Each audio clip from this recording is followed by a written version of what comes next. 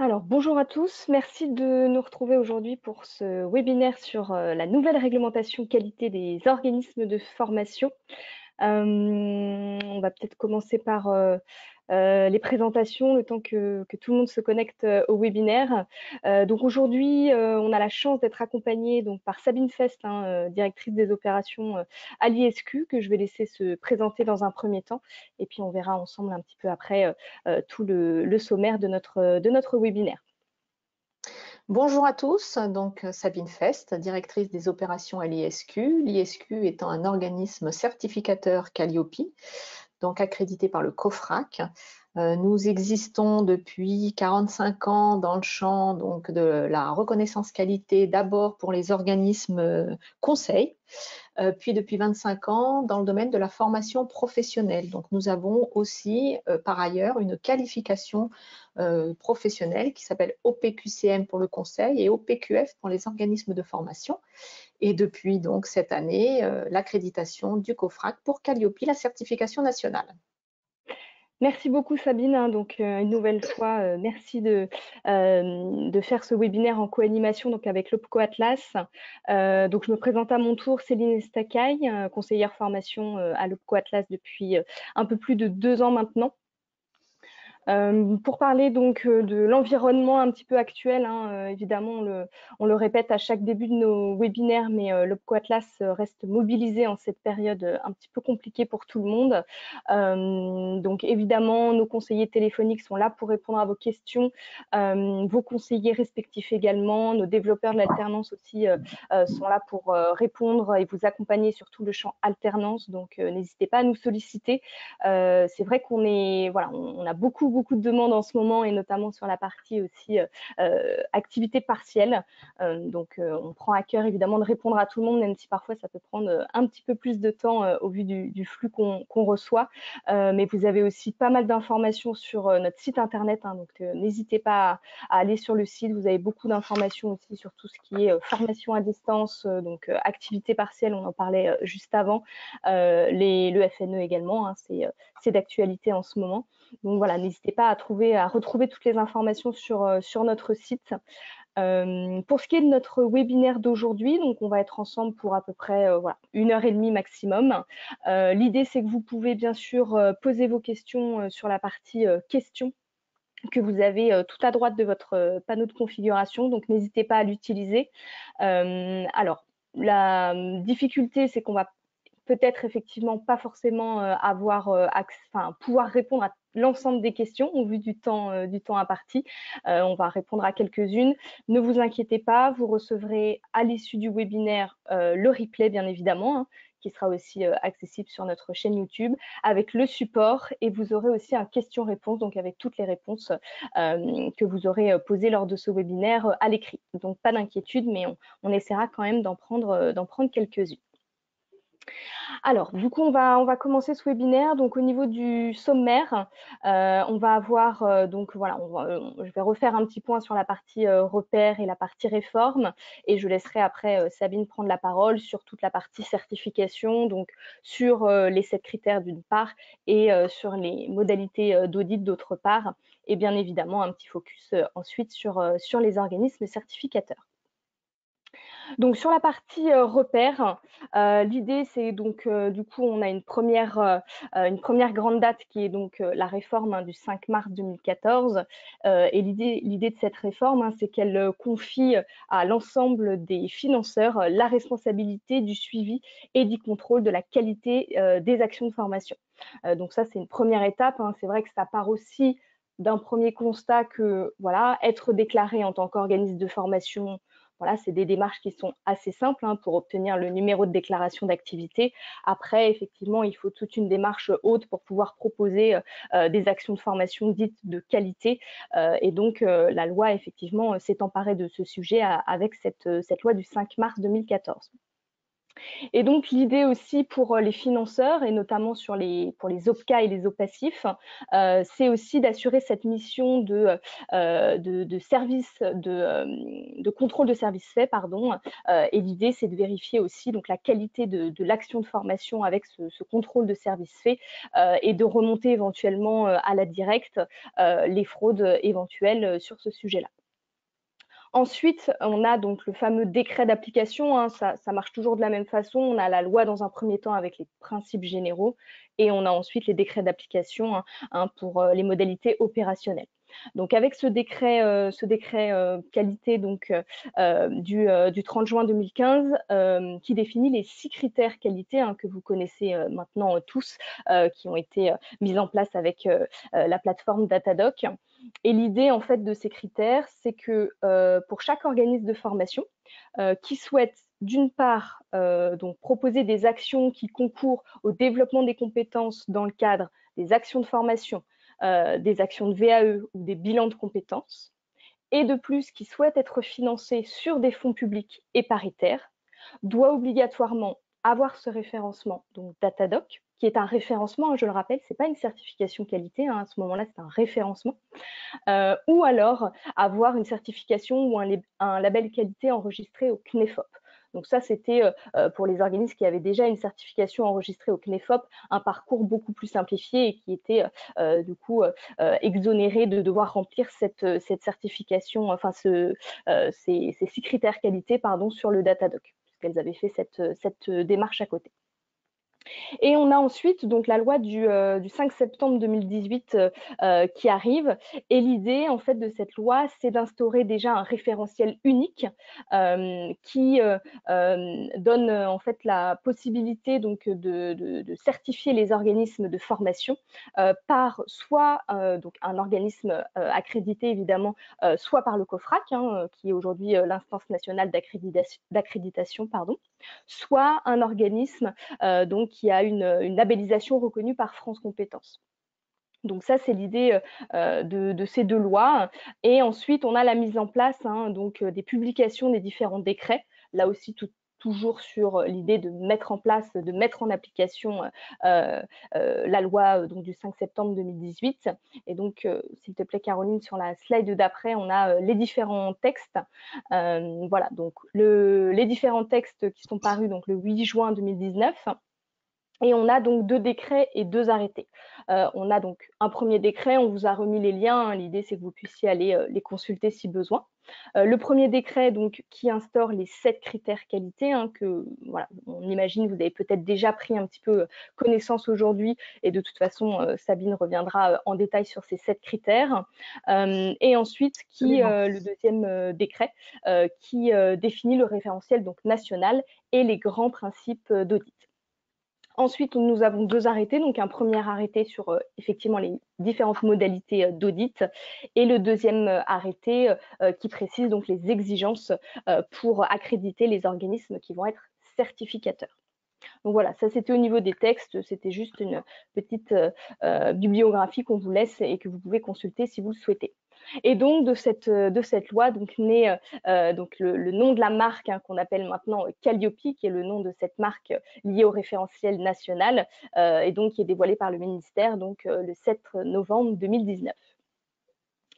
Ensuite, donc l'idée pour pouvoir être financé, enfin pour pouvoir, oui, effectivement, être financé sur les fonds, donc les fonds mobilisés par les différents acteurs. L'idée, c'est d'avoir obligatoirement cette certification si vous souhaitez, en tant qu'organisme de formation, être financé par l'un des acteurs suivants. Donc, soit un OPCO, soit une commission paritaire interprofessionnelle régionale. Donc, c'est toutes les commissions qui gèrent ce qu'on appelle le CPF de transition.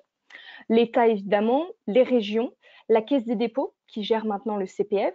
Donc là aussi, pour tous les organismes de formation qui souhaitent se faire financer à travers le CPF, auront forcément une obligation d'avoir cette certification qualité. Le Pôle emploi ou encore la GFI. Donc ça, c'est une obligation pour être financé par ces différents organismes. Et donc l'idée, c'est que, alors sur l'entrée en vigueur, vous avez aussi dû prendre les éléments en route avec ce contexte un petit peu particulier. C'est que à la base, hein, cette obligation devait être pour le 1er janvier 2021, donc pour tous les organismes qui proposent des actions de formation, des bilans de compétences, de la VAE ou des actions de formation par apprentissage. Et donc une ordonnance, hein, on vous l'a mis en dessous, qui est venue décaler cette date au 1er janvier 2022. D'accord. Donc maintenant, l'idée, c'est que l'obligation de cette certification pour être financée par l'un des opérateurs que nous avons vu juste avant, sera au 1er janvier 2022 pour l'ensemble de ces prestations, y compris donc pour les CFA historiques qui étaient à la base décalés déjà au 1er janvier 2022. Ce sera maintenant une date commune pour tous les organismes. Et donc maintenant, je vais laisser la parole à Sabine pour rentrer dans le détail des critères de l'audit de certification. Merci.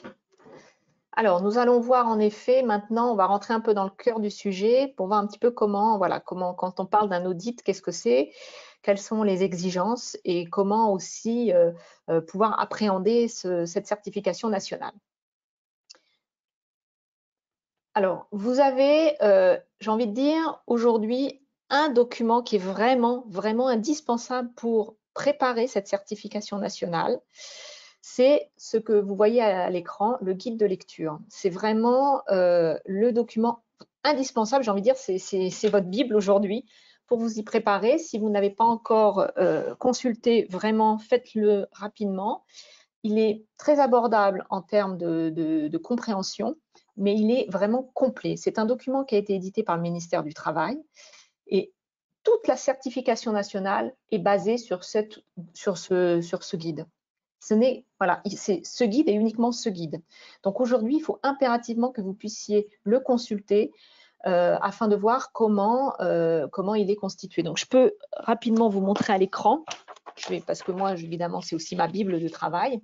Mais vous voyez, vous le verrez, vous le téléchargerez, il est constitué de chacun des critères et des indicateurs. Il rentre dans le détail très précisément de qu'est-ce qu'on attend quand on parle justement d'indicateurs et de critères. Donc, on va rentrer un petit peu dans le détail évidemment, mais voilà, ça c'est vraiment la base de départ de votre travail.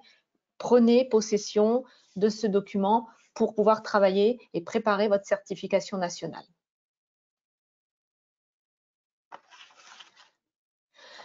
Dans ce guide de lecture, mais c'est évidemment aussi, comme vous l'a dit Céline Estacaille tout à l'heure, il faut faire un parallèle avec les décrets et ce guide de lecture. Les décrets vous donnent donc l'ensemble de ces 7 critères qui sont repris dans ce guide de lecture et qui donc sont les 7 bases de cette certification nationale. 7 critères, donc on va les balayer ensemble. Vous avez un premier critère qui est les conditions d'information du public sur les prestations proposées, les délais pour y accéder et les résultats obtenus. Mais pour chacun de ces critères, il y a des indicateurs. Donc ça, c'est très important et c'est pour ça que je vous invite à faire un parallèle à la fois avec ce guide de lecture et un des décrets qui sont donc sur les documents que vous allez recevoir. Parce que dans un des décrets, vous avez notamment sous forme de tableau la présentation de tous ces critères et de tous ces indicateurs. Et c'est très facile en termes de lecture de commencer par ce décret pour avoir ce tableau sous les yeux. Il va vous indiquer donc indicateur par indicateur. Il va reprendre chaque critère et il va vous dire, voilà, pour ce critère numéro 1, eh bien, il y a 3 indicateurs qu'il va falloir remplir. Alors, tout le monde ne remplira pas ces 3 indicateurs parce que tous les organismes de formation ne sont pas nécessairement concernés par tous ces critères qui sont pour chacun de ces indicateurs. Donc, c'est important pour vous de bien vous approprier à la fois le décret et à la fois ce guide de lecture. Je vais prendre donc un exemple très concret. Nous sommes donc toujours sur le premier critère. On vous dit, pour un organisme de formation, on attend pour le critère numéro 1 que le prestataire diffuse une information accessible au public, détaillée et vérifiable sur les prestations proposées. Prérequis, objectifs, durée, modalités, délai d'accès, tarifs, contacts, méthodes mobilisées et modalités d'évaluation, accessibilité aux personnes handicapées. On n'invente rien, aucun certificateur n'inventera quoi que ce soit. Il se basera donc sur ce document. Donc vous, c'est très important pour vous préparer de prendre connaissance de tout ça et de vous dire, voilà, moi, par rapport à ce critère numéro 1, j'ai un premier indicateur. Voilà, suis-je conforme par rapport aux attendus ou peut-être ne le suis-je pas. Ensuite, il faut que vous partiez du principe que vous avez peut-être plusieurs catégories que vous souhaitez certifier. Donc, ce tableau, dans ce fameux décret, va vous donner par catégorie, comme on l'a vu auparavant, vous avez l'action de formation, vous avez le bilan de compétences, vous avez la VAE et vous avez l'apprentissage. Ce sont 4 catégories possibles pour être certifié. Pour chacun de ces indicateurs, il y a donc une référence à cette catégorie d'action. Si je suis organisme de formation, mais j'ai aussi du bilan de compétences, j'aurai peut-être un indicateur supplémentaire. Et si je fais de la VAE, je vais peut-être encore avoir un indicateur supplémentaire pour répondre spécifiquement à la VAE, spécifiquement au bilan, ou spécifiquement à l'action de formation, ou spécifiquement à l'apprentissage. Donc, c'est très, très important à chaque fois de vous dire, voilà, moi, j'en suis où, je dois répondre comment. Alors, par exemple, est-ce que j'ai, donc le prestataire diffuse une information accessible au public? Voilà, comment je diffuse mon information? J'utilise Internet. Alors, est-ce que sur Internet, je précise qu'il y a des prérequis? Je précise la durée de mes actions de formation. Je précise l'accessibilité aux personnes handicapées. Quelle information je diffuse et comment je la diffuse? Vous pouvez aussi vous dire, je ne mets pas tout sur mon site, mais je suis en capacité de donner de l'information à celui qui me le demande. Donc, il faut aussi vous dire que ce n'est pas forcément de tout avoir sur un site. On vous demande là, dans ce critère, de donner de l'information à toute personne qui s'adresse à vous en tant qu'organisme de formation. Donc, si moi, demain, je vous contacte parce que je veux avoir une information sur une de vos actions de formation, eh bien, je dois avoir cette information. Peut-être directement sur le site, peut-être que vous allez m'envoyer quelque chose parce que je me suis manifesté que je veux avoir de l'information. Voilà comment ça fonctionne. Donc, c'est très important de bien voir un petit peu ces différents critères. Le deuxième critère, on vous demande là l'identification précise des objectifs des prestations proposées et l'adaptation de ces prestations au public bénéficiaire lors de la conception des prestations. Et bien, par exemple, pour ce critère numéro 2, si vous faites de la formation, on va vous demander si vous définissez vos objectifs opérationnels évaluables de la prestation. C'est-à-dire là, comment je définis mes objectifs? Et comment j'évalue ma prestation? Je m'y prends comment? Voilà. Et vous avez à chaque fois des exemples qui vous sont proposés. Donc, c'est pas unique. Vous ne partez pas d'une feuille blanche. Et puis, pour beaucoup d'entre vous, si vous êtes déjà au Datadoc, vous avez forcément fait des choses.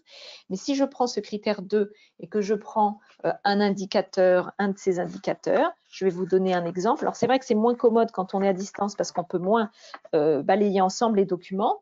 Mais si je prends cet indicateur 2 et que je prends donc dans ce critère 2, l'indicateur numéro 5, on me dit, pour répondre justement, est-ce que mon prestataire définit les objectifs opérationnels évaluables de la prestation? Eh bien, on vous dit à ce moment-là, présenter des supports et outils d'analyse, l'existence d'indicateurs de suivi de résultats, tout ce qui est support de contractualisation, par exemple. Et on vous donne des exemples. Et on peut même vous préciser et ça vous le retrouverez dans le guide de lecture, on peut même vous dire si vous faites du bilan de compétences, eh bien on attend ça précisément comme document. Si vous faites de la VAE, on attend ça précisément comme document. Si vous faites de l'apprentissage, on attend ça comme document. Ce n'est pas des listes exhaustives, ce sont des exemples pour vous donner la tendance ou les éléments qu'il faut pouvoir apporter. Car vous êtes là dans de l'audit. Ce qui veut donc dire que c'est à vous d'apporter des éléments de preuve pour chacun de ces indicateurs. Ce guide de lecture également va vous indiquer si pour chacun de ces indicateurs, une conformité, si c'est conforme ou non conforme. On y reviendra, mais voilà, à chaque fois, vous avez indicateur par indicateur, on vous dit, il faut apporter tel type d'éléments de preuve. Le support, c'est vous qui le choisissez. Voilà. Et on me donne des exemples qui me permettront de me guider dans les attendus. Et ensuite, on me dira, si je remplis bien ces exemples, alors je suis conforme. S'il me manque des éléments, je suis peut-être non conforme. On rentrera plus tard ensuite dans l'explication de la non-conformité. Mais le principe, il est vraiment celui-ci. Je prends donc mon critère et à l'intérieur de chaque critère, j'ai des indicateurs. Je regarde si ces indicateurs ils sont adaptés à ma situation parce que je fais de la formation, parce que je fais en plus peut-être du bilan, parce que je fais peut-être en plus de la VAE, parce que je fais peut-être en plus de l'apprentissage. Donc à chaque fois, je vais peut-être cumuler d'autres indicateurs, mais le principe, c'est à chaque fois, vous avez donc vraiment des éléments de preuve qui vous sont présentés et on vous précise aussi le niveau attendu. Je dois démontrer que mes objectifs sont opérationnels et évaluables.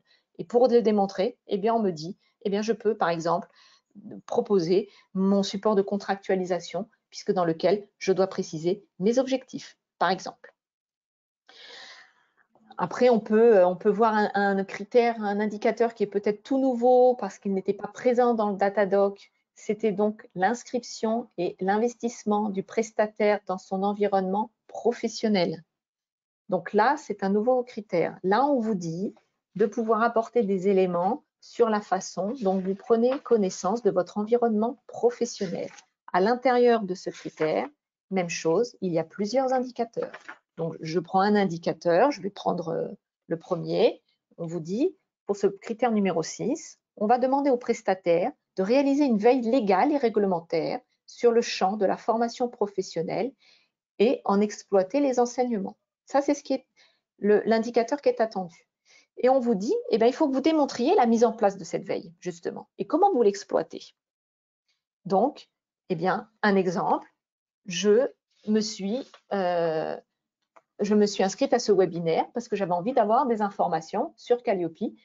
Gardez votre lien de connexion, gardez les éléments qui vous seront transmis, donc notamment la présentation de ce document. Ça fait partie déjà, vous répondez en partie. Ce n'est pas l'essentiel, parce qu'après, c'est comment je l'exploite. Mais déjà, vous avez un support. Après, à vous de voir comment en interne, vous allez exploiter ce document, le partager peut-être avec les équipes pour pouvoir avoir la bonne information sur ce qu'est Calliope, comment préparer un audit. C'est un début, mais ça peut être un exemple.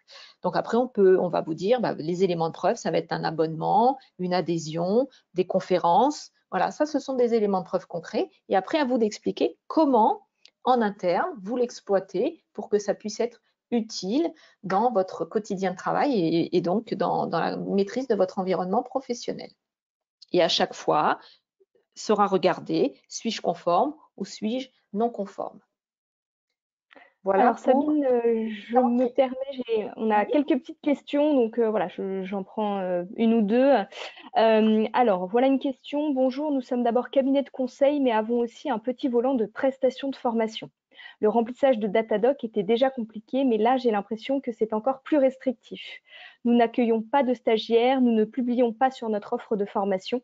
L'obtention de cette certification est-elle quand même possible? Alors là, je peux comme ça pas vous dire possible ou pas possible. Je peux simplement vous dire qu'il faut que vous, là, je peux pas répondre comme ça à cette question. Il faut simplement, c'est pas parce que vous n'accueillez pas de stagiaires, mais ça veut dire que vous avez quand même vous faites de la prestation de formation. Après, je pense que vous voulez dire que vous allez chez un client dispenser de la formation, j'imagine. Donc ça, c'est tout à fait possible d'obtenir la certification nationale Calliope à partir du moment où vous répondez à tous les critères et les indicateurs.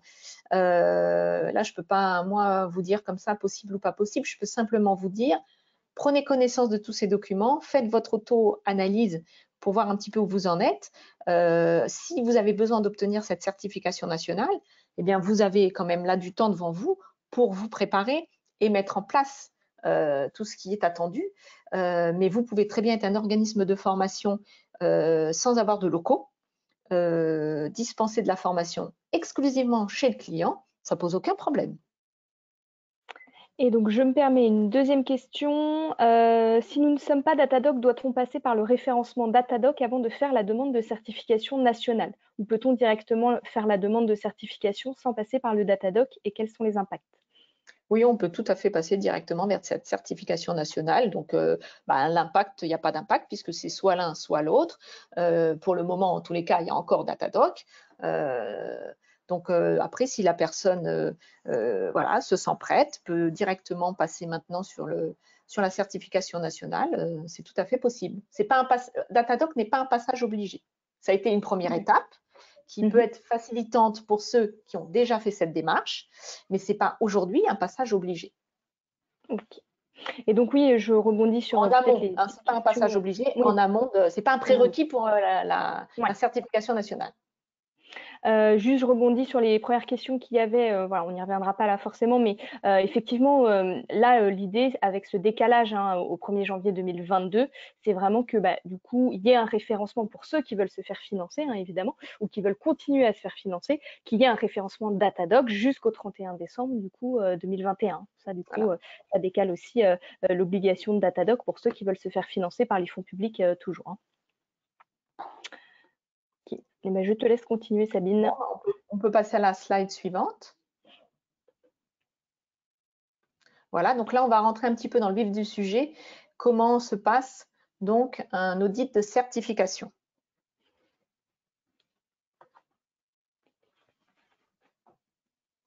Alors, la certification nationale, quand elle a été mise en place par le ministère du Travail, elle se base sur une norme.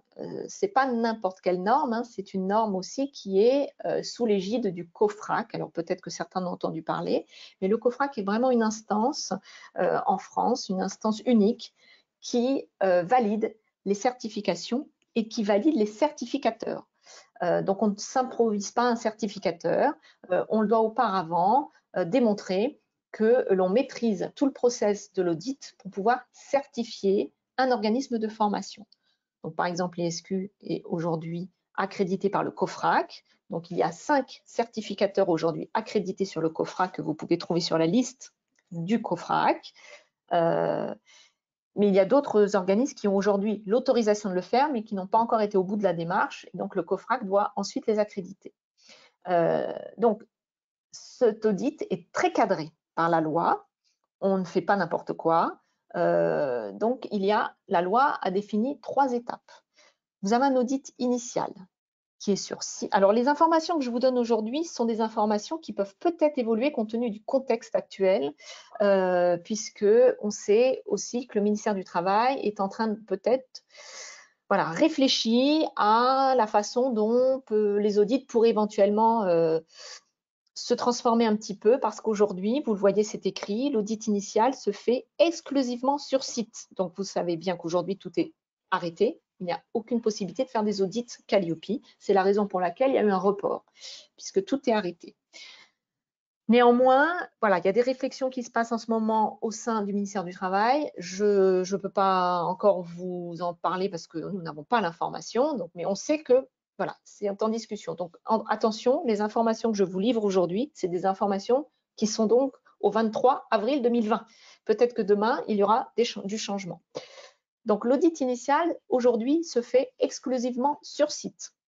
Ça veut dire que l'organisme de formation prend contact avec le certificateur, évidemment avant, parce que le certificateur doit impérativement connaître le périmètre qui doit être audité. Donc, le certificateur, il va questionner l'organisme de formation. Il va le questionner au travers d'un document, d'une fiche toute simple, d'identification, en disant, écoutez, dites-moi qui vous êtes, parce que moi, si vous voulez que je vous audite, j'ai besoin de savoir ce que vous faites. Donc, le certificateur va demander à l'organisme de formation quelles sont les catégories à auditer. Donc, encore une fois, il y en a 4. Action de formation, bilan de compétences, VAE, apprentissage. Ensuite, ça va être quel est votre chiffre d'affaires lié à la formation professionnelle exclusivement. Donc, ce que vous déclarez au BPF. Est-ce que vous êtes en multisite ou en monosite? J'ai des agences un peu partout ou non? J'ai qu'un seul lieu. Et ça fait partie des éléments qui vont déterminer en fait la durée de l'audit.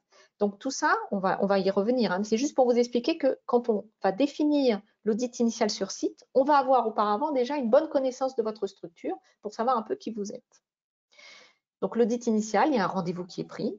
L'auditeur se présentera avant auprès de l'organisme de formation et va présenter son plan d'audit en disant voilà, moi, je vais donc auditer les indicateurs suivants.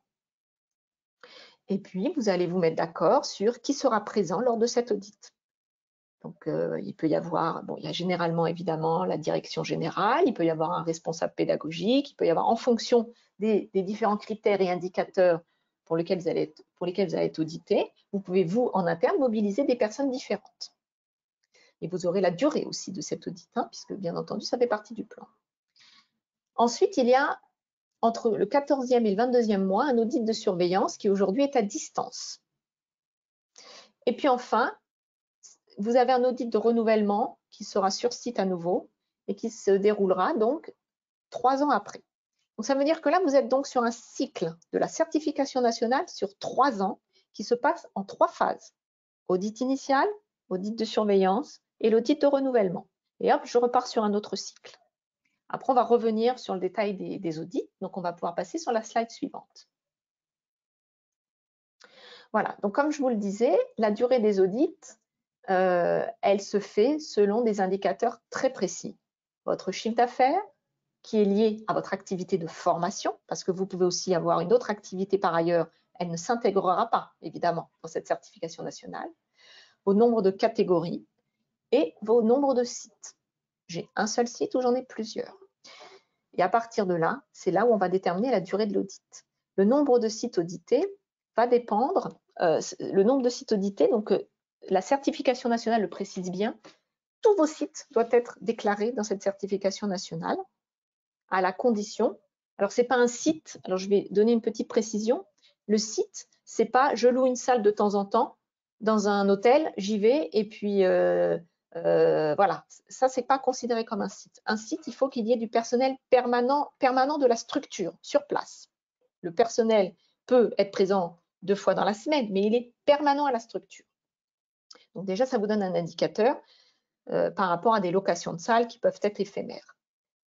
Ça, ces éléments-là sont très importants pour constituer donc la durée de l'audit, mais donc le nombre de sites audités est important aussi, puisque là, c'est un calcul de la racine carrée. On prend tous vos sites et on fait la racine carrée de ce nombre de sites. Et on va déterminer donc le nombre de sites qui seront audités. Et le choix se fait par le certificateur. Donc le certificateur va vous dire, eh bien écoutez, la racine carrée fait que vous avez 9 sites, racine carrée, on va auditer 3 sites. Comme vous êtes répartis sur 3 régions de France, eh ben, on va prendre un site sur chaque région, par exemple. Mais l'auditeur peut aussi définir que comme vous faites la formation courte ou de la formation longue, eh ben, il veut auditer un site où vous avez une formation diplômante et puis un autre site où vous faites que de la formation courte. Donc ça, c'est l'auditeur qui va, au regard de votre activité, définir les lieux des sites qui seront audités. Voilà, on peut. Alors, ce tableau qui est, je ne sais pas si il est lisible pour vous. Bon, alors je vais prendre de mon papier parce que moi, il sera plus lisible sur mon papier. Vous indique la durée des audits et vous donne des exemples. C'est-à-dire que là, vous avez, en fonction donc, de l'audit initial, donc premier audit, en fonction de votre chiffre d'affaires, vous avez 3 catégories possibles de chiffre d'affaires. Soit vous êtes inférieur à 150 000, soit vous êtes entre 150 et 750 000, soit vous êtes supérieur à 750 000. Et puis ensuite, vous avez la durée de base. Donc, si mon chiffre d'affaires est aujourd'hui entre 150 000 et 750 000, de fait, quel que soit le nombre de sites, j'ai de fait une journée d'audit. Après, en fonction du nombre de catégories que je vais demander dans la certification nationale, on ajoute une demi-journée. Donc, si je fais de l'action de formation, j'ai donc déjà une journée de base, plus une demi-journée pour l'action de formation. Et puis, comme je fais aussi de la VAE, ben, j'ai une demi-journée en plus. Et puis, j'ai donc mes 3 sites à auditer aussi, parce que j'ai fait l'échantillonnage, ma racine carrée. Et donc, j'ai une demi-journée en plus à ajouter par site. Donc, 1 jour et demi à ajouter. Voilà comment il faut calculer le nombre de jours d'audit pour l'audit initial. Et puis pour la surveillance, vous avez le même calcul, sauf qu'il n'y a plus que 2 tranches. Et le renouvellement, on repart sur le fonctionnement de l'audit initial. Voilà la façon dont ça fonctionne. Du coup, je reprends aussi quelques questions. Sabine, j'en profite. On a une question. Je suis ISO 9001, 2015. Cela ne se substitue pas à Calliope? Non. Non. Calliope, il n'y a aucune certification qui va se substituer. En revanche, vous avez des certifications qualité aujourd'hui inscrites sur la liste du CNEFOP qui vous permettent d'avoir un aménagement de la durée de ces audits. Donc, si vous, aujourd'hui, vous avez une certification qualité inscrite sur la liste du CNEFOP, vous n'êtes pas concerné par le tableau que vous avez sous les yeux. Vous avez toujours dans les décrets, hein, enfin là c'est un arrêté précisément, qui vous donne l'exemple d'un organisme qui a cette reconnaissance qualité inscrite sur la liste du CNEFOP, qui, en fonction de son chiffre d'affaires, donc là, il n'y a plus que 2 catégories de chiffre d'affaires, mais la durée de base, déjà, elle est d'emblée seulement d'une demi-journée pour ces organismes-là. Elle ne sera pas d'une journée. Et si vous avez un chiffre d'affaires qui est inférieur à 750 000, si vous avez la catégorie formation, bilan de compétences et VAE, vous n'avez aucune journée supplémentaire. Vous avez une demi-journée si vous faites de l'apprentissage. Et vous avez aussi une demi-journée en plus si vous avez du multisite. Mais déjà, la durée de base, elle est de 0,5 jours pour un organisme qui aujourd'hui a un label qualité sur la liste du CNEFOP. Mais attention, il faut que ce label qualité soit en cours de validité au moment où vous faites votre demande Calliope. Donc là, vous avez déjà une demi-journée de moins d'audit. Et si vous avez un chiffre d'affaires qui est inférieur à 750 000, vous n'avez aucune journée supplémentaire. Donc, vous voyez, il y a des aménagements possibles, mais il n'y a pas de substitution. C'est un allègement d'audit, on va dire. Merci Sabine. Alors, je reprends aussi quelques autres questions. On a une question. Un organisme de formation qui ne fonctionne qu'avec des intervenants ponctuels, sans salariés à temps plein, peut-il être audité? Oui, absolument. C'est un organisme qui est porteur, le porteur de la structure, qui est responsable de la qualité de l'enseignement, des formations qui seront dispensées par des intervenants externes. Il doit donc être en capacité de démontrer que ces intervenants externes respectent bien ce décret qualité. Ça, c'est important. C'est un des critères d'ailleurs dans le guide de lecture que vous pourrez trouver. Il y a un critère justement sur ce point-là pour les organismes qui font appel à de la sous-traitance, mais même en interne, hein, c'est aussi à l'organisme de démontrer que le personnel qui intervient respecte ce décret qualité, mais ça s'applique aussi pour l'organisme qui fait appel à de la sous-traitance. Ok, merci Sabine. Et on avait une autre question sur le coût, mais voilà, tu y as répondu, hein, c'est en fonction des catégories d'action et en fonction du chiffre d'affaires. Donc là, on invite plutôt les organismes de formation à se rapprocher voilà, des certificateurs. Des certificateurs. Absolument, vous pouvez demander des devis. Donc après, voilà, vous demandez des devis, ça ne vous engage pas, ça vous permet d'avoir de l'information et de comparer, puis de faire votre choix. Ok, merci. Je te laisse continuer. Oui. Alors, oui, j'ai juste une info que je n'ai pas donnée au début qui est très importante. L'organisme qui demande la certification nationale est un organisme qui a évidemment un numéro de déclaration d'activité et c'est un numéro de déclaration d'activité égale un certificat. Donc, si vous avez des structures qui ont chacune leur propre numéro de déclaration d'activité, vous ne pouvez pas mutualiser. C'est bien 2 audits, 2 certificats. Même si parfois vous avez les mêmes activités, c'est la même gouvernance, mais la règle elle est vraiment stricte à ce niveau-là. Le ministère du Travail a bien précisé un numéro de NDA, un numéro de déclaration d'activité égale un certificat. Voilà, c'était l'information que je voulais donner au début et ça m'a échappé. Alors, voilà, donc on va maintenant aussi rentrer un peu là dans le vif du sujet de comment je réponds à ces différents critères et indicateurs. Comme je vous le disais, le guide de lecture vous indique très précisément la nature de l'information attendue, des exemples dont vous pouvez vous inspirer pour répondre à chacun de ces indicateurs. Et à chaque fois, pour chaque indicateur, il va vous dire si il s'agit d'une non-conformité qui peut être mineure ou qui est d'emblée majeure. Parce que parfois, il n'y a pas le choix. Ce n'est pas à l'auditeur de choisir. Hein. C'est indiqué dans la loi, dans le décret. En fonction de l'indicateur, c'est soit mineur possible, soit la mineure n'est pas possible. On est directement sur de la majeure, même si je réponds un petit peu à cet indicateur. Je vais vous donner un exemple. Et bien voilà, je suis sur le critère 2, le critère 2 qui est là, l'identification précise des objectifs des prestations proposées et l'adaptation de ces prestations au public bénéficiaire lors de la conception des prestations. Et là, je suis sur un indicateur numéro 5. on l'avait déjà vu d'ailleurs, le prestataire définit les objectifs opérationnels évaluables de la prestation. Hein, c'est là où je vous disais, voilà, les éléments de preuve possibles, ça peut être un support de contractualisation. Et là, pour cet indicateur, il est précisé que dans l'échantillon audité, le non-respect, même partiel, de cet indicateur entraîne une non-conformité majeure. Ça veut donc dire que lorsque l'auditeur vient sur place, audite, alors l'audit, c'est-à-dire que l'auditeur va vous dire, voilà, moi je voudrais voir comment vous pouvez répondre à cet indicateur, et il va vous demander, à ce moment-là, je vais choisir un échantillon, je voudrais voir la contractualisation de l'année voilà, de ce que vous avez pu contractualiser en janvier 2020, par exemple. Et si sur l'échantillon qu'il observe, il voit que vous répondez partiellement à cet indicateur, là, il est obligé de vous mettre une non-conformité majeure parce que c'est indiqué comme tel dans le guide de lecture.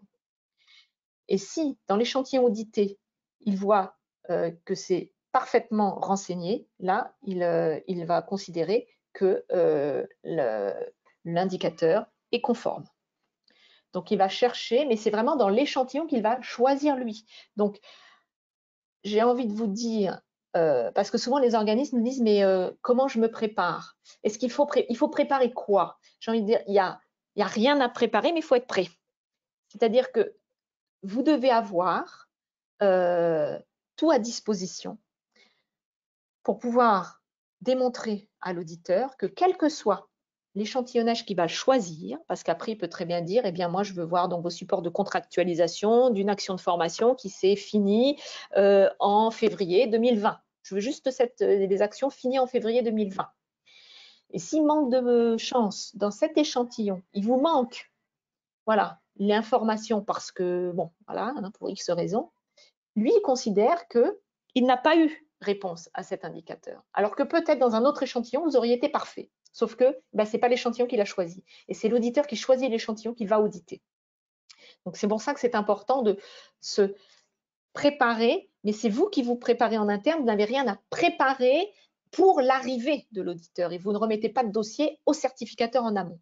Tout se fait sur place. Quand l'auditeur quitte votre structure, vous savez combien vous avez de non-conformités mineures, combien vous avez de non-conformités majeures si vous en avez. Ce n'est pas le lendemain qui vous donnera l'information et ce n'est pas vous le lendemain où vous allez pouvoir lui dire « Ah attendez, en fait j'ai l'élément de réponse, je vous l'envoie ». Non, ça ne peut pas fonctionner comme ça un audit. Tout se fait le jour de l'audit, entre l'ouverture de l'audit et la clôture de cet audit. Donc ça, c'est important d'avoir tous ces éléments-là. Donc voilà, la mineure ou la majeure n'est pas le choix de l'auditeur, c'est bien indiqué dans le guide de lecture et au regard des éléments que vous allez lui démontrer, il va pouvoir constater que c'est complètement, vous répondez complètement ou vous répondez partiellement. Donc, dans l'exemple que je vous ai donné, là, même si vous répondez partiellement, c'est forcément une majeure. Mais dans un autre exemple, on va vous dire, si dans l'échantillon audité, c'est partiellement répondu, ça sera une mineure, une non-conformité mineure. Donc ça, c'est important de bien les identifier parce que l'incidence n'est pas la même. Une non-conformité mineure et une non-conformité majeure ne se traitera pas de la même façon. Alors, il faut aussi savoir que l'astérix qui est en bas de page est très important parce que 5 mineurs égale une majeure.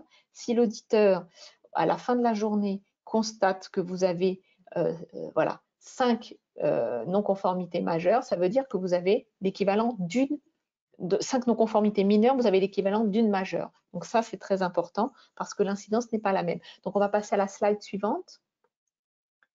Merci. Ah non, je pensais qu'il y avait… Alors, ok, on va revenir, excuse-moi, on va revenir juste à la slide d'après. Voilà, pour rester un petit peu dessus, parce que ça, c'est important. La mineure, lorsque l'auditeur s'en va, il vous a fait son retour sur l'audit, il y a une conclusion qui se fait, et il vous dit, voilà, maintenant, on a vu ensemble, parce que vous êtes prévenus, hein, ce n'est pas une surprise, c'est pas non plus, l'objectif n'est pas la chasse à la non-conformité, c'est vraiment factuellement, avec vous, au fur et à mesure, il vous a dit, ben voilà, là, j'ai pas eu toutes mes réponses, donc pour ce critère-là, c'est une mineure. Et pour celui-ci, c'est une majeure. Il va donc ensuite vous transmettre la liste des non-conformités en argumentant, en disant voilà, sur cet indicateur, c'est une non-conformité mineure parce qu'il manque telle et telle chose. Sur cet indicateur, c'est une non-conformité majeure parce qu'il manque telle et telle chose. Et donc, vous allez devoir répondre à cela. Donc, vous avez un délai pour cela. Donc, là encore, tout est indiqué dans les décrets, les arrêtés, tout est précisé. Ce n'est pas au bon vouloir du certificateur de définir tout le fonctionnement et le déroulement de ces audits. C'est vraiment très cadré. Donc, vous allez y répondre et vous avez des délais. La non-conformité mineure, on vous demande d'y répondre, mais en présentant un plan d'action. Qu'est-ce que vous allez mettre en place pour la lever? Mais la levée ne veut pas dire qu'elle doit être levée immédiatement. C'est mineur, ce n'est pas bloquant. Vous pouvez poursuivre votre processus de certification. Vous pouvez même être certifié Calliope en ayant des mineurs et en étant en cours de les lever, mais pas les avoir complètement levés. Vous avez le droit, parce que ce n'est pas, encore une fois, considéré comme quelque chose de bloquant. Ça ne met pas en péril votre système qualité. En revanche, une non-conformité majeure, là, ça bloque complètement le système de certification. Vous ne pouvez pas être certifié si vous avez une majeure.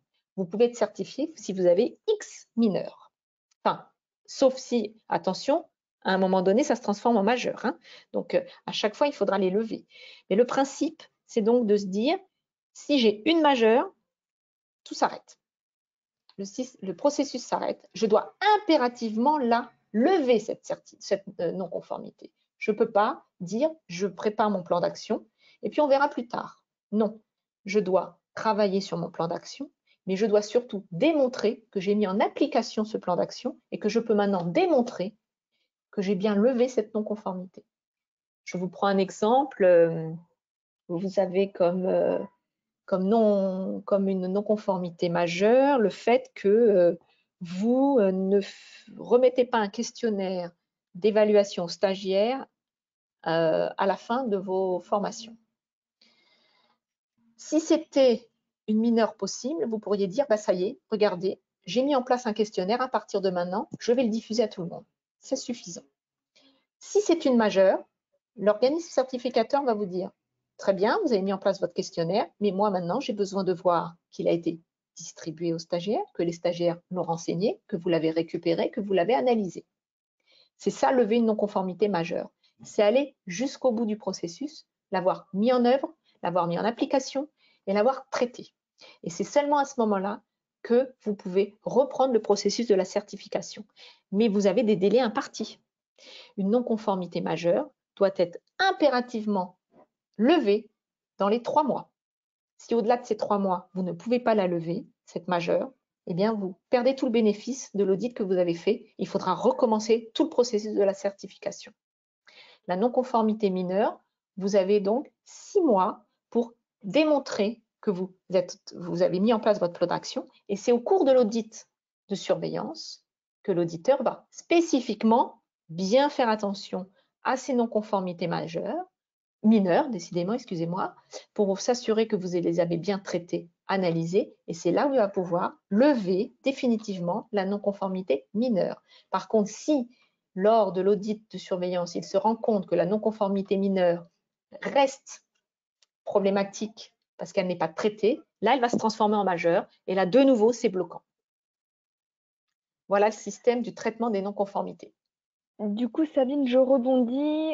Du coup, on a une question là sur ton exemple où on nous demande si le stagiaire décide de ne pas transmettre le questionnaire de fin de formation, comment faire? C'était sur l'exemple précis. Voilà, eh bien, il faut que vous puissiez démontrer que vous le transmettez à tout le monde. Après, évidemment, on sait très bien, tout le monde ne le remplira pas, mais vous faites cette action, vous le transmettez et les questionnaires que vous récupérez, vous les analysez.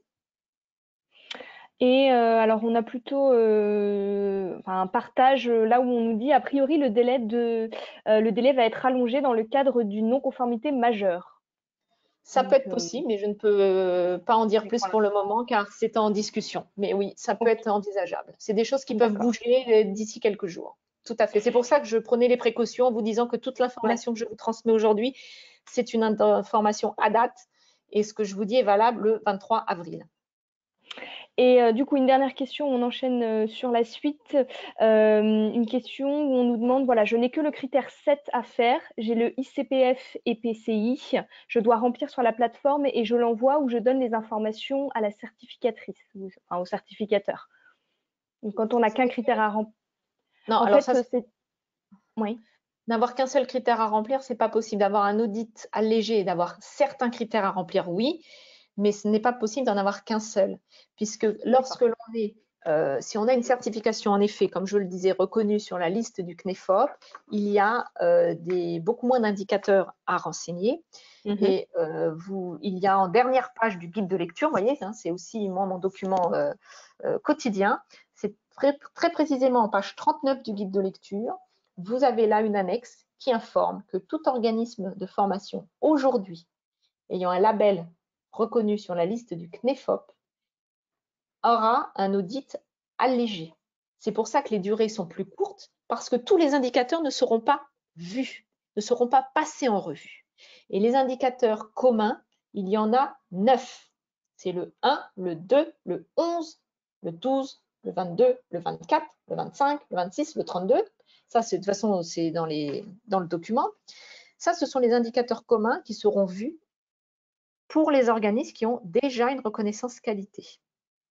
Mais au sein de ces indicateurs communs, il y a quand même les spécifiques, il ne faut pas les oublier.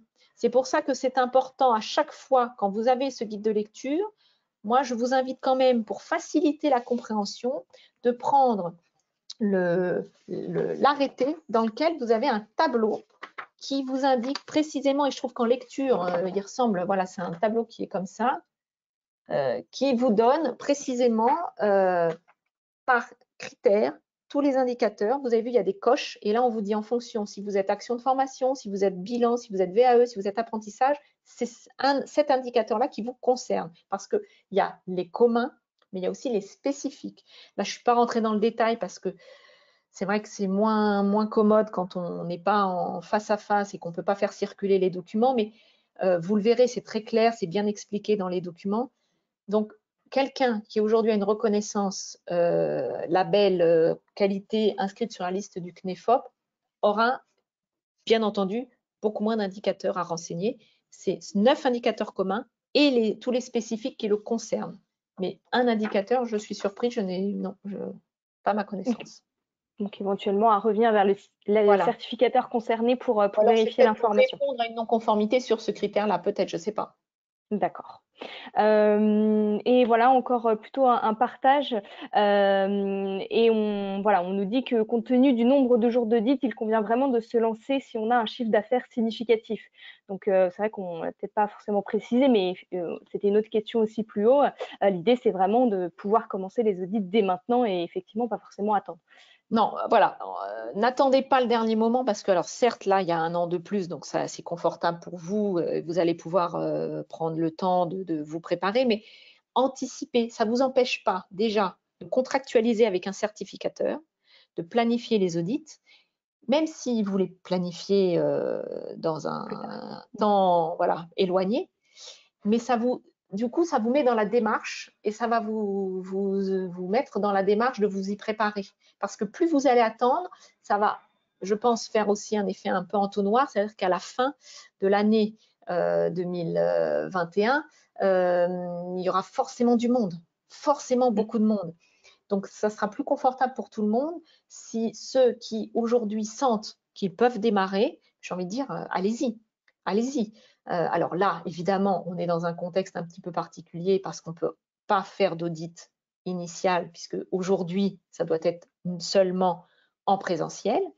En revanche, vous pouvez, pour vous aider, si vous avez sentez le besoin de vous préparer, solliciter un certificateur pour demander un pré-audit ou audit blanc qui là peut se faire à distance, donc on peut le faire pendant le temps du confinement. C'est vraiment audit blanc, comme son nom l'indique, c'est un exercice à blanc, on s'entraîne. Mais dans les mêmes conditions que l'audit, ça sera exactement la même chose, sauf que là, c'est pour vous entraîner et pour pointer avec vous justement tout de suite les non-conformités qui pourraient s'avérer importantes ou mettre à jour les non-conformités possibles. Mais ce qui est important, c'est quand même d'anticiper, parce que préparer une démarche de type audit certification nationale, il y a quand même beaucoup d'indicateurs. Il faut quand même prendre le temps, vous, voilà, de vous mettre en situation en disant, voilà, si je prends le guide indicateur par indicateur, quels sont les documents qui peuvent répondre à ces exigences-là, de façon à ce que je puisse être conforme. Est-ce que j'ai des manques? Si j'ai des manques, je peux peut-être déjà commencer à y travailler maintenant pour être prête pour le jour de la certification. Mais c'est très important, oui, n'attendez pas, vraiment, n'attendez pas. Et vous pouvez très bien prendre contact maintenant avec les certificateurs, préparer, déjà contractualiser, ça vous met dans la démarche. Très bien. Et une dernière question sur un NDA, justement. On a quelqu'un qui nous dit, j'ai un numéro d'organisme de formation qui date de 1990, est-ce toujours valable? Bah, si l'organisme est toujours là, il n'y a pas de problème. Oui, oui, bien sûr.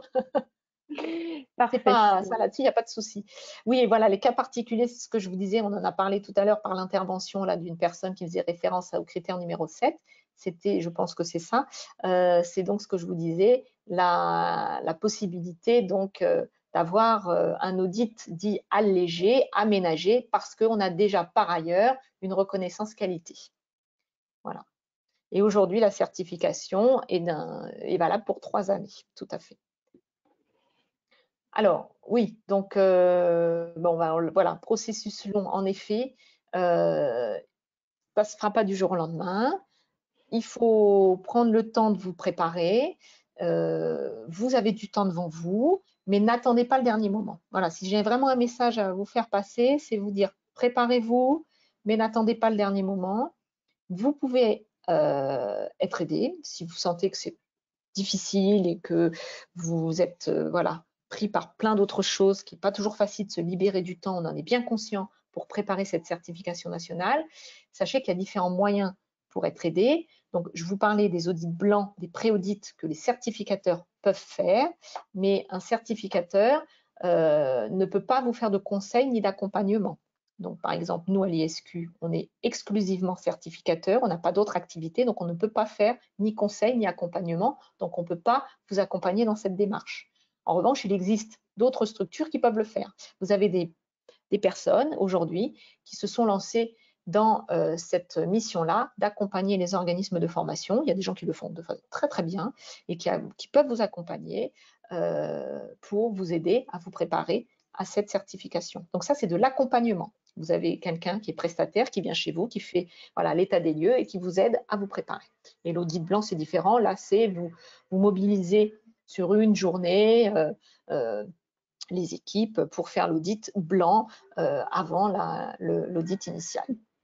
Et ça, l'audit blanc, Sabine, du coup, c'est compris dans le coût global ou c'est un coût supplémentaire? Non, c'est un coût supplémentaire, oui. C'est voilà, un coût jour audit avec des frais administratifs qui y sont liés. Mais dans les devis, vous pouvez demander avec ou sans, et puis après, vous voyez si vous souhaitez le maintenir ou pas. Très bien. Voilà, donc la certification, c'est vraiment de démontrer. Vous êtes dans une démarche où il va falloir démontrer. Donc, vous avez bien compris que pour démontrer, il faut de la traçabilité. Donc, la traçabilité, ça veut dire qu'aujourd'hui, il faut tout conserver. Il faut conserver le maximum de choses parce qu'il faut que vous puissiez tracer. Vous ne pouvez pas démontrer quelque chose en mode oral. Vous ne pouvez pas dire si, moi justement j'ai assisté à un webinaire à l'OPCO Atlas, donc je suis bien au courant, c'est comme ça que je me forme, etc. Ok, mais l'auditeur va vous dire d'accord, alors montrez-moi la preuve. Donc hop, je montre mon mail parce que je me suis connectée, je montre, voilà. Donc c'est vraiment, vous êtes dans une démarche où on va vous demander de la démonstration. Je dois démontrer, je dois apporter des éléments de preuve, je suis conforme ou je ne suis pas conforme, ou je suis partiellement conforme.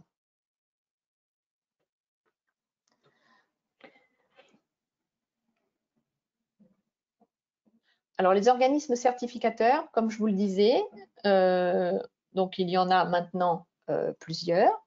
Vous avez donc sur la liste du COFRAC, sur le site pardon, du COFRAC, la liste de ceux qui sont accrédités, c'est-à-dire là, ils ont passé toutes les différentes étapes parce qu'un organisme certificateur, en fait, c'est comme vous, hein, pour obtenir la certification nationale Calliope, l'organisme certificateur, il fait le même parcours. Hein.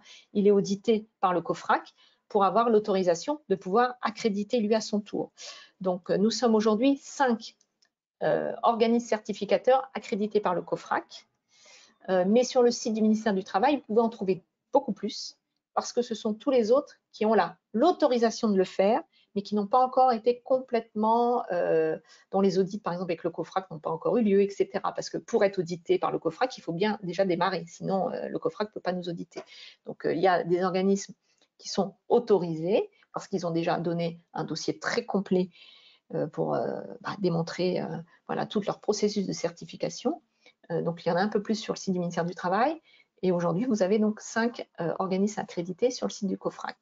Et puis, les instances de labellisation reconnues par France Compétences, franchement, je ne vais pas vous en parler parce que c'est très, très spécifique. C'est par exemple pour les organismes qui ont des auto-écoles, c'est par exemple des organismes qui font des ateliers, les ateliers personnalisés pédagogiques. C'est très spécifique, l'école de la deuxième chance. Donc, je pense pas que vous soyez concerné là. Et si de toute façon vous êtes concerné, vous avez forcément déjà l'information. Donc, on ne va pas s'attacher à cela. Mais voilà, donc on ne choisit pas par hasard. Hein, c'est dans des listes, c'est officiel. Encore une fois, on ne s'improvise pas. Organisme accrédité, ce n'est pas possible. Donc, vous avez quand même des garde-fous qui vous assurent du sérieux de ces organismes accrédités. Et n'hésitez pas à prendre contact avec eux, puisque même en confinement, ces organismes sont tous en télétravail, donc vous pouvez tout à fait les solliciter pour avoir donc des renseignements. Regardez déjà les sites internet. Nous, sur notre site, on a fait une foire aux questions, donc n'hésitez pas à regarder notre foire aux questions. Déjà, ça va vous permettre, donc sur le site de l'ISQ, ça va vous permettre déjà d'avoir, je pense, pas mal de réponses à vos questions. Et puis, vous verrez, vous avez aussi la possibilité de télécharger une fiche qui est ce que je vous parlais, la fiche de demande, qui est une sorte de petite fiche d'identité de la structure pour qu'on puisse derrière vous établir devis, etc. Mais les certificateurs fonctionnent à peu près de la même façon.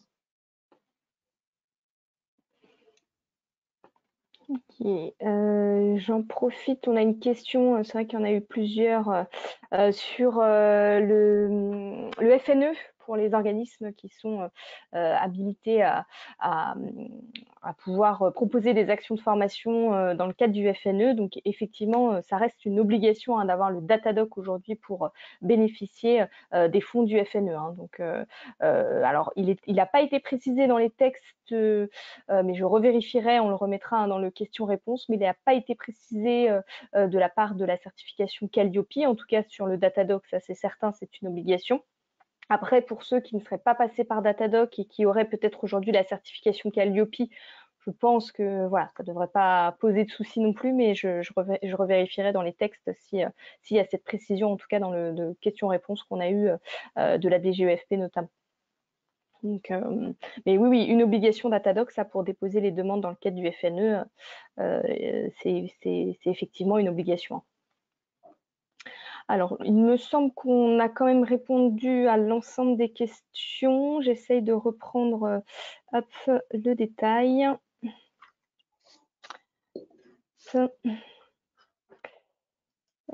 Alors, on a une question. Bonjour, notre organisme a été créé cette année. Un premier BPF est-il nécessaire pour être audité ou estimez-vous que nos premières actions de formation sont… Et je n'ai pas la suite. Alors, pour les nouveaux… Alors ça, c'est une question tout à fait pertinente parce qu'il y a le cas des nouveaux entrants. Ce qu'on appelle un nouvel entrant, c'est un organisme qui vient d'avoir son numéro de déclaration d'activité, qui est donc tout nouveau, qui peut ne pas avoir du tout, même ou très peu, enfin un petit peu d'activité. Évidemment, aujourd'hui, donc au mois d'avril, vous n'avez peut-être pas de BPF. Par conséquent, vous pouvez quand même déjà, alors je ne sais pas si vous l'aurez là si vous avez de quoi le déclarer d'ici juin ou pas, mais quoi qu'il en soit, si vraiment vous êtes nouvel entrant et que vous n'avez rien, à ce moment-là, vous pouvez, il faudra faire une déclaration sur l'honneur, hein, comme quoi vous n'avez pas de BPF parce que vous démarrez, vous n'avez pas d'activité, et vous mettrez un estimé de votre chiffre d'affaires lié à la formation professionnelle. Ok, merci. Du coup, on a un retour encore sur la partie FNE et sur les délais d'instruction Datadoc. Alors là, je ne sais pas si toi Sabine tu l'as, j'ai pas du tout de visibilité sur les délais d'instruction. Apparemment, ils sont, un petit peu, longs aujourd'hui.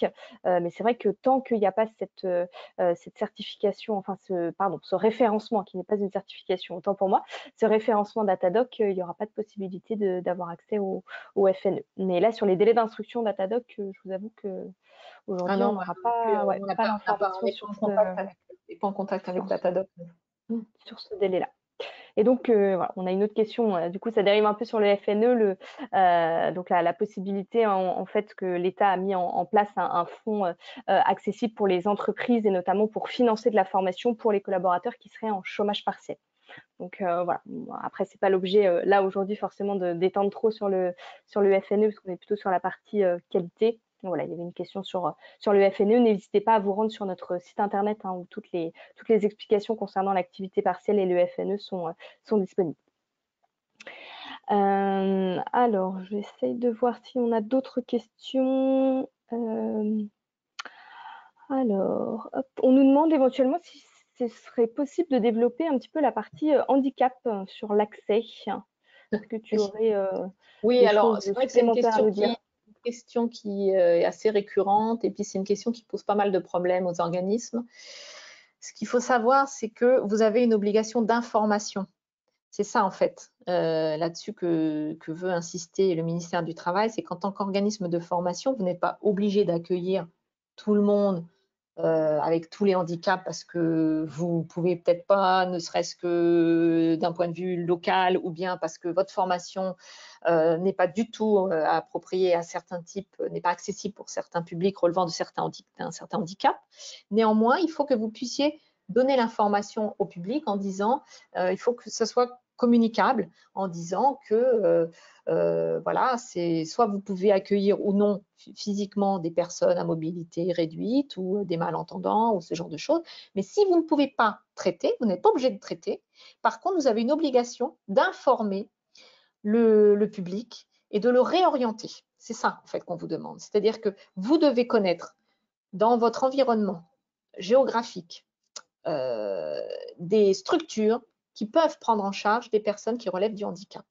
Donc, en fait, l'idée, c'est de vous dire, si quelqu'un vient chez vous, vous ne pouvez plus lui dire, eh bien, je suis désolée, mais je ne peux rien pour vous. C'est de lui dire, moi, je ne peux rien pour vous parce qu'on n'est pas du tout adapté. Par contre, je vous invite à aller prendre contact avec telle structure qui va pouvoir vous donner des renseignements. Voilà, c'est de bien connaître son environnement, en fait. D'accord. Et du coup, on rebondit là-dessus en demandant est-ce que la FOAD peut-elle répondre aux difficultés d'accès aux personnes à mobilité réduite? Bah, par exemple, oui, si vous mettez en place des formations, tout à fait. Ça veut dire que vous pouvez en effet accueillir un certain type de public, mais pas tout le monde non plus, forcément. Parfait. Mais je crois qu'on arrive à la fin des questions. De toute façon, ne vous inquiétez pas s'il y a des questions dont on n'a pas répondu. Vous aurez les questions-réponses là, alors soit demain, soit lundi, qui sera accessible et qui vous sera envoyé avec le support. Donc en tout cas, merci encore, hein, Sabine, d'avoir Mais de participé à ce rien. webinaire et d'avoir Bonne pu continuation à tout le répondre monde. les différentes questions. Merci à vous et puis bah, voilà, à très bientôt sur nos différents webinaires et rendez-vous aussi sur notre site internet pour retrouver l'ensemble des informations. Merci beaucoup. Merci à vous. Au revoir. Au revoir.